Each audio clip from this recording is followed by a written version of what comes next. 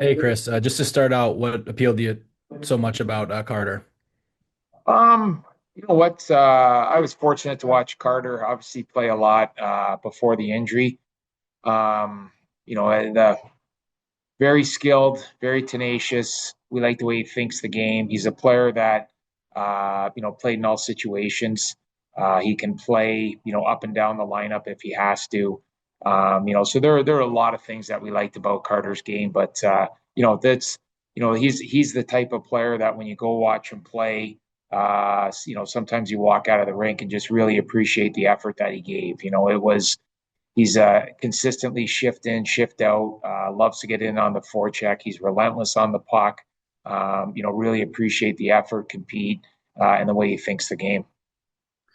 A lot of those are traits that I know you've talked about as kind of the Red Wing DNA in the past, but with Carter, is the skill level maybe even a little higher in this case? You know what? I mean, obviously, if you just look at the stats that he put up, he put up some real good numbers playing on a good team. And the thing with Carter is he can score in different ways. He can score from the perimeter the way he shoots the puck. He can score off the rush. He can score off the cycle. He gets around the net. So that's obviously a skill in itself. Not being a one-dimensional pure shooter or a guy that just scores goals one way. He can score in a lot of different ways, which is a great attribute for Carter to have. But his we appreciate basically the way he comes to the rink and the way he prepares and the way he comes out and plays. That was something that just every time, if it was myself or Jesse Wallen or our area scouts, whoever was going to see him, the conversation or the report was pretty similar with the way that he played. So like I said, it's we really like the way he thinks the game. We really think the we appreciate the compete, the relentless on the puck, and he also has the ability to make a lot of plays too. So very happy when pick 13 came around that Carter was there for us, and we think that we added a real big piece to our prospect pool. Thank you. Thanks. Hey, Chris, when it comes to kind of projecting and figuring out a kid's growth like this, like Carter's a kid who 2 years ago he gets his kind of WHL cameo, has 1 point in 20 something games, then jumps up to around 60 points, and about a 30-point jump this year. And you're kind of tracking that stuff as it goes along. What are the things you look for that are the signs of, hey, this is a skill that keeps growing and it's not just a kid who's growing physically and just getting more confident? Like, what are the things that you kind of watch when it looks at that and you look at the year over year in the league there? Well, I think you just touched on it. Every year that he came back to Everett, he just continued to get better. And obviously, this year was he had a very good year. But as we all know, it was cut short with the injury, and it could have been an excellent year. Of what he could have had, and not only not only points, goals, assists, points, but for his team. He was on a really good team out west in Everett.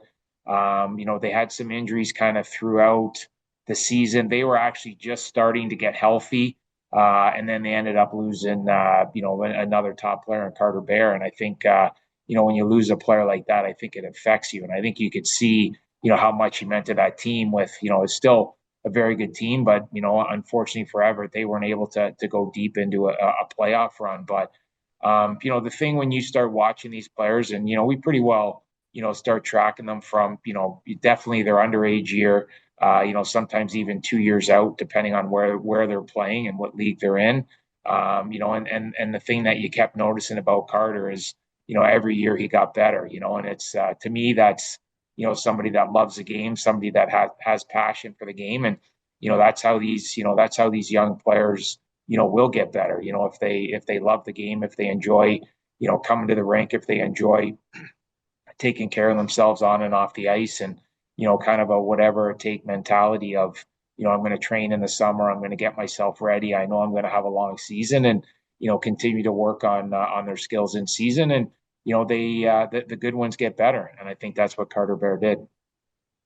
And then with I think of the first 15 or 16 picks or so, seven of them come out of that league of the WHL. And I'm just kind of curious, and obviously I don't know where you guys had everyone listed and it's how the draft evolves, but when you have that type of class coming out of one league in the WHL, does it give you a little bit more of an idea for a barometer of how successful Carter's season was when you see some of those other players going that high from that league, as well as kind of a head-to-head standpoint and things like that? Yeah, I mean, obviously a good league and where they are, a good division. If Yeah. you look at their division of obviously the players, Reshny, Coots, Merca, Jackson, like those guys, that there's some good players that are coming out of that league, for sure. So he had not only the WHL did obviously a good job with prospects this year, but that division too was obviously very competitive. But for when we start the season, you go out, and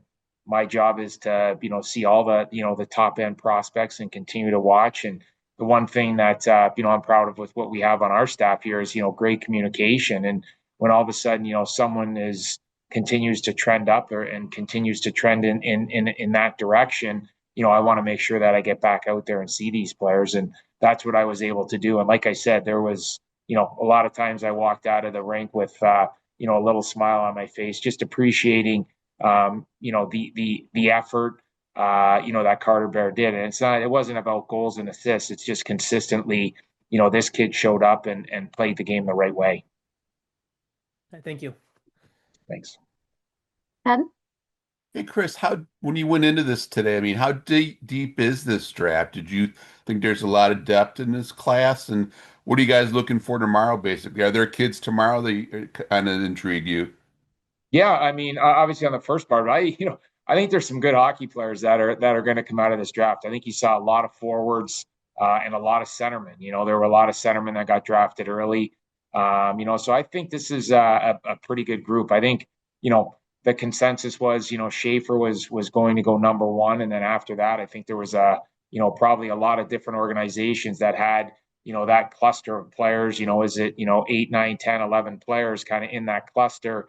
But how did they have them organized in their draft room would be probably something different. But with that said, still a good crop of players that got drafted tonight. And for tomorrow, yeah, I mean we have there's some names certainly in with our second round pick. We're excited to have the opportunity to draft them. The problem is just like tonight, we just have to wait. And as names get crossed off the board, or as players get selected and we cross names off the board, and we just continue to go down our list and make our decisions from there. So it's a wait and see, and we pick, and then obviously we have our pick 44, and then we have to wait till the third round, and there's going to be a lot of names come off from there. But that's just the way the draft goes. So we just have to as our pick starts coming, obviously be prepared, ready to go, and select the player that is going to be the best prospect coming into the Detroit Red Wings organization. Thanks for the strips. Thank you. Appreciate it. Helene? Yeah, Kris, Carter talked about his effectiveness or playing around the net. What do you think makes him so effective at that? Well, I think Stevie touched on it, and I think the one thing is the compete and the tenacity. I think when you get around the net and you're going to score goals like that, there's a chance that on some nights you're going to have to pay the price. And with Carter, there's no hesitation to do that. His willingness is something that we really appreciate.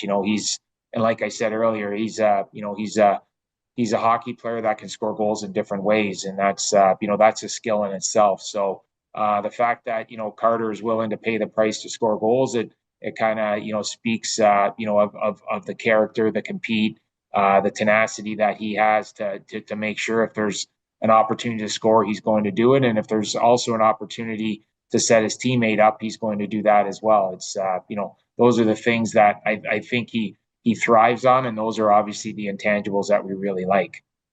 And following up on intangibles, I mean, it's one thing to see how skilled the player is, but when somebody has that inner drive, how much does that factor in? Because that's probably harder to judge than skill, but ultimately such a huge determinant in whether a player makes it to the NHL. Yeah, I mean, inner drive is something that obviously you can't measure, but you have to. The way you can see it is you just keep going back to watch a player, and that's the thing that I touched on earlier. the consistency of how Carter Bear played. Very rarely, never mind a night off, does he take a shift off, and that's something that we obviously really appreciate as a hockey player. And obviously, I was very fortunate to play, with some incredible hockey players, and the thing, obviously they were skilled, they could skate, you name it, go down the list of what they had, but that inner drive to be the best year in and year out, you have that, and that's something that the good ones or the great ones, they have it and they continue to get better. And you just touched on that, with the last question about Carter Bear just continues to get better, and I think that's something that he has is just kind of the passion and the burning desire for the game, and when you have that and you're willing to put the work in, and you have obviously the skill set that Carter has, you're going to continue to get better, and I think that's why we were able to see the season that he had. One little last one. How cool was that to see for Sean? Yeah, it was fantastic. Obviously, to see Sean be able to be there, with Will, and him being selected by the Pittsburgh Penguins, and it's an incredible feeling. There's no doubt about it. So the whole organization is obviously really excited for Sean, and Will is he's a great kid. He's up at University of Michigan with my son Keenan. They become really good friends. They're actually going to live right next door to each other next year, and they've become real good friends. So I know, all the Michigan players up there are very excited and very proud of Will being selected tonight in the first round for sure. Thank you, Kris. Yeah. Duff? Yeah, along those same lines, obviously you went through that as a parent with your son in his draft year. And did you kind of offer Sean any advice? And he said it was been a very nerve-wracking year to be on the other side of the equation. Well, yeah, sorry for interrupting, Bob, but my experience was a lot different. I was here during COVID in Detroit. My son Keenan was in Chilliwack, playing for the Chilliwack Chiefs, and he was actually just coming out. He had just grabbed a sandwich for after practice, and that's when he found out that he has been drafted by the Detroit Red Wings. So, unfortunately, I didn't have that personal interaction, with Keenan being there with my wife and my daughters to be there, when Keenan was selected. But still, with that said, obviously very proud to be able to select Keenan with the Detroit Red Wings. But I know, kind of I texted, actually I talked to Sean before I walked in for the draft, and I just, wish him good luck and wish Will good luck. And obviously you could see the excitement on the entire family once Will's name was selected. So it's an incredible feeling to be obviously a parent, but it's especially an incredible feeling for Sean played the game, I played the game, and to be able to see our sons being selected at the NHL draft is something special and something that you're never going to forget. And obviously, you have to do a scouting report on Will Horkoff in your job. But Sean said one of the good things about it was he's not involved in the amateur side of the equation, so he didn't have to get involved in any of that. But is that an odd feeling when you're doing a scouting report on someone whose dad you know so well? I made sure that Sean couldn't see my reports on his son Will. So no, just it's I know I've known Will for a long time, and this is something that he deserved. I know, take apart everything. He's a hardworking kid. He's a great kid. He really loves the game, and tonight was well deserved with everything that he's done to put himself in that situation. Thanks a lot, Kris. Yep. Last question, we'll go to answer. Yeah, hi, Kris. Just going into this first round, when you looked at your whole system of prospects, was getting a winger with goal scoring ability, was that a priority, or did it just work out that way? And were you prepared to pretty much take any forward position or defenseman? Yeah, honestly, we, the way we do it is we put our list together. We've had, incredible obviously you have, incredible dialogue, throughout the whole year, and it's everything that goes up, but it's great to be able to sit in the room and talk with Stevie, about the prospects, obviously Jesse Wallen and Hawken Anderson, and really just go over prospects, and just really, kind of, challenge ourselves to make sure that our list is exactly the way that we want it, and really be prepared for anything. You never know what's going to happen. There's times sit beside Stevie, the phone rings, and kind of hoping we don't lose that pick. And there's obviously a lot of things that could happen come draft day. But for us, it's we take a lot of pride in how we set up the list, and it's a lot of hard work from the entire staff. And when it's time to make that selection, it's something that we're proud of. And tonight it just happened as our list was going. We weren't sure what direction some teams were going. All of a sudden there was a trade up that jumped. Philly jumped right in front of us. And then you're almost, then you really don't know, because obviously someone jumped up and really wanted a player in order to move up to get this player, and you're hoping it's not your guy. And for us, it wasn't. So when all of a sudden Detroit came on the clock, we were very excited to be able to select Carter Bear at pick 13. Thanks, Kris. All right. Thank you. Thanks, guys. Have a good night. Thanks, everyone.